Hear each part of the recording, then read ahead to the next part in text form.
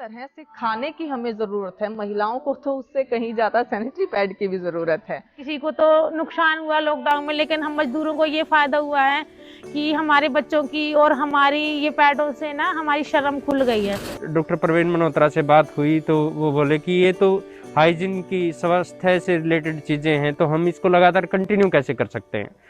फिर हमने सोचा कि क्यों ना इसको लगातार, क्योंकि एक ज़रूरत है हाइजीन महिलाओं की, तो हमने लगातार इसको 400 से 500 के आसपास हर महीने बांटते हैं।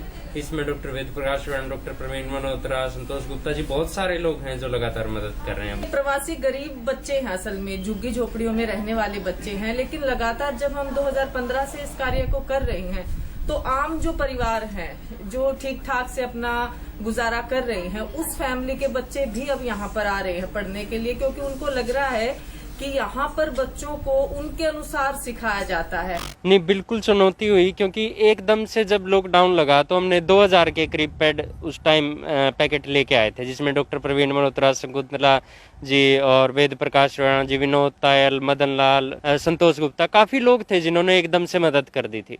लेकिन जो रेगुलर बेसिस पे मदद करने वाले का हौसला या हमें भी लगातार लेना, वो बड़ा मुश्किल काम था। लेकिन डॉक्टर प्रवीण मल्होत्रा जी उनकी मेहनत से हम लगातार आज तक 1 साल तक हम लगातार इस काम को किए हुए हैं। मानवता के साथ कैसे जुड़ना होता है, तो ये मेरा सौभाग्य है कि कुछ वर्षों से मुझे इनके साथ जुड़ने का मौका मिला है। और जगदीप, उनकी वाइफ सुनीता, मैं तो बच्चा देखता हूँ इनका, और एक बड़ी आत्मिक प्रसन्नता होती है इनके बीच में आके हमेशा।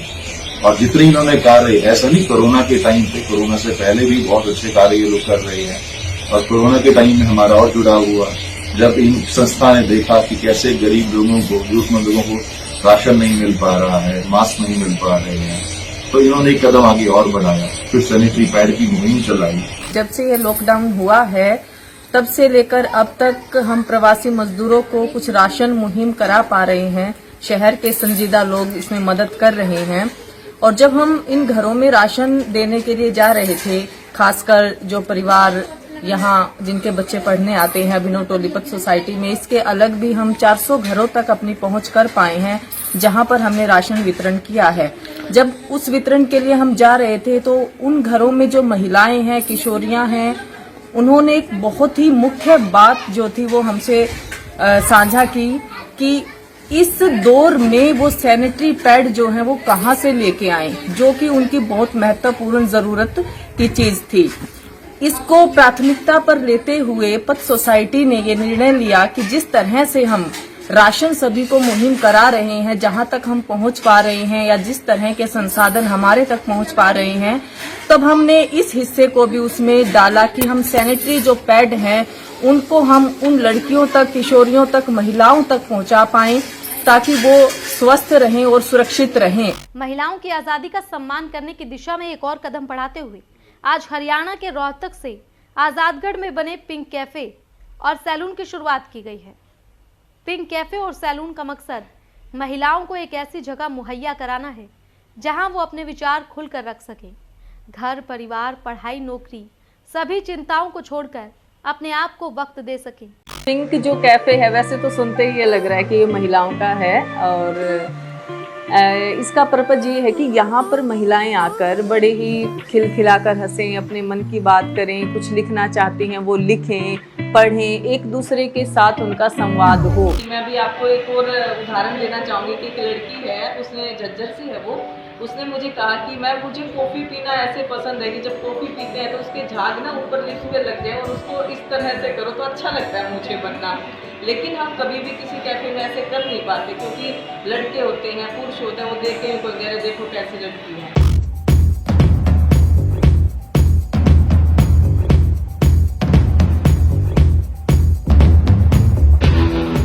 अभिनव टोली एक ऐसी टोली जो प्रवासी मजदूरों के बच्चों से बनी है।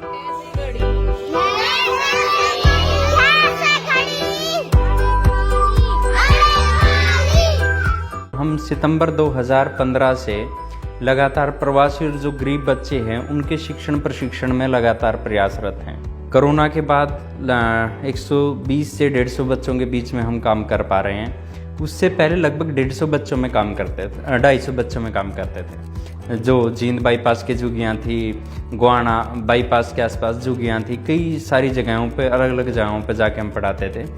और 2000 से ज़्यादा बच्चों के बीच में अभी तक हमने पहुंच की है, क्योंकि लेबर क्लास है तो ऐसा भी बहुत बार होता है कि एक तरह से दूसरी जगह चले जाते हैं काम की तलाश में, तो एक सीमित वक्त तक ही हम काम कर पाते हैं।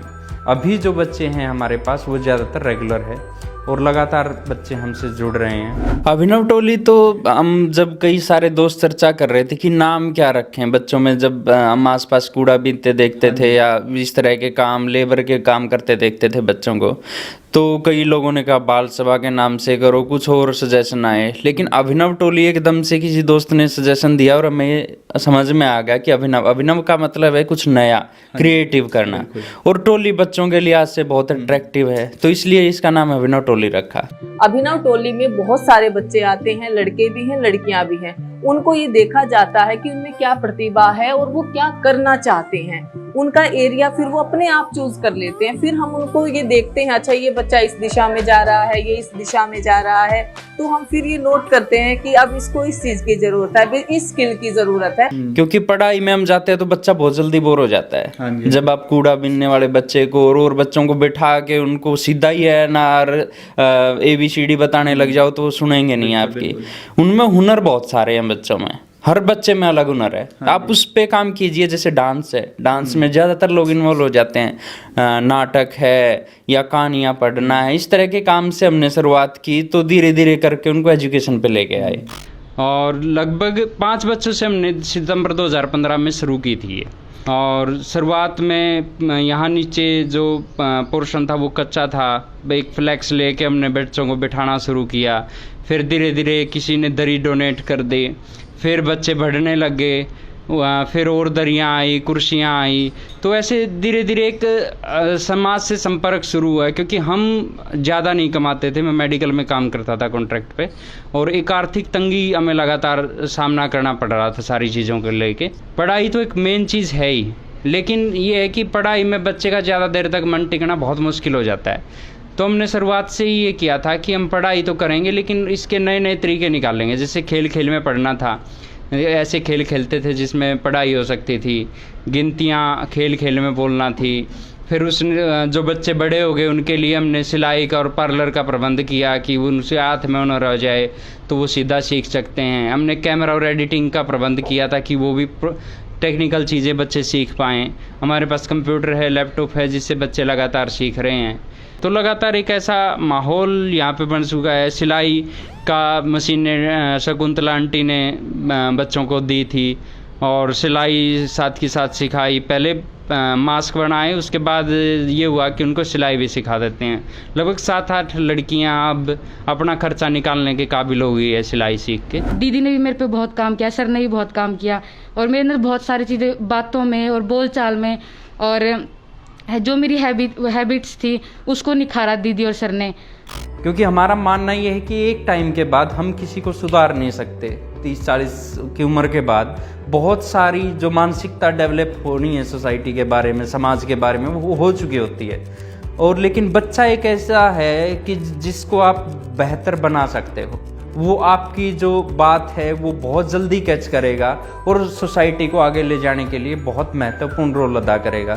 तो हमने ये सोचा कि सोसाइटी में बच्चों से ही शुरुआत करते हैं और यही बदल सकते हैं, आगे समाज को बदलेंगे।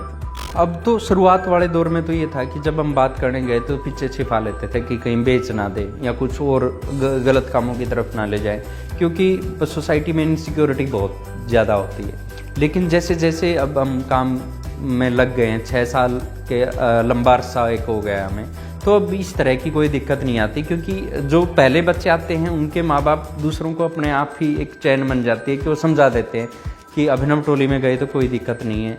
सुपुआ में जब भी बच्चों की ज़रूरत होती है एक्टिंग को लेकर, फिल्म इंस्टीट्यूट है रोहतक में, तो वो बच्चे आँख मीच के अभिनव टोली की ओर आते हैं कि एक्टिंग वहाँ सिखाई जाती है बच्चों को, वो काफ़ी एक्टिव है। तो लगभग 30 से ज़्यादा प्रोजेक्ट्स में यहाँ के बच्चे काम कर चुके हैं और दादा लक्ष्मी चंद जो फिल्म है, हिंदी फीचर फिल्म, उसमें 15 बच्चों की डबिंग में आवाज़ें हैं यहाँ के बच्चों की। सिर्फ ऐसा नहीं है कि सिर्फ मजदूर बच्चों और गरीब बच्चों में ही काम है, ये सोसाइटी से जुड़ने का भी एक काम है कि बहुत सारे लोग जो बच्चों के लिए या अपना जीवन ऐसी जगह पे लगाना चाहते हैं जो सोसाइटी के लिए कुछ कर पाएँ, तो ऐसे बहुत सारे लोग हमसे जुड़े हैं। संतोष गुप्ता मैम है जो बहुत अच्छा पेपर मैसी का, जिससे हम पहले बोइये बनाते थे, उससे अलग अलग खिलौने अब वो बनाना सिखाती हैं बच्चों को, पढ़ाने आती हैं। लगातार संतोष गुप्ता इस एरिए को, आर्ट एंड क्राफ्ट को देख रही हैं। और डॉक्टर प्रवीण मल्होत्रा हैं जो लगातार अभिनव टोली के साथ जुड़े रहे हैं पिछले 4-5 सालों से। वो एक बच्ची का खर्च उठाते हैं, यहाँ का ग्राउंड फ्लोर का रेंट है, गांव में लाइब्रेरी है या पार्लर पे जो खर्च होता है बच्चों को सिखाने के लिए, वो पूरा डॉक्टर प्रवीण मल्होत्रा और उनका पूरा परिवार वहन करता है। मतलब एक तरीके से कहा जाए तो अभिनव टोली की रीढ़ की हड्डी अभी तौर पे, फाइनेंशियली तौर पे तो डॉक्टर प्रवीण हैं और उनका पूरा परिवार है।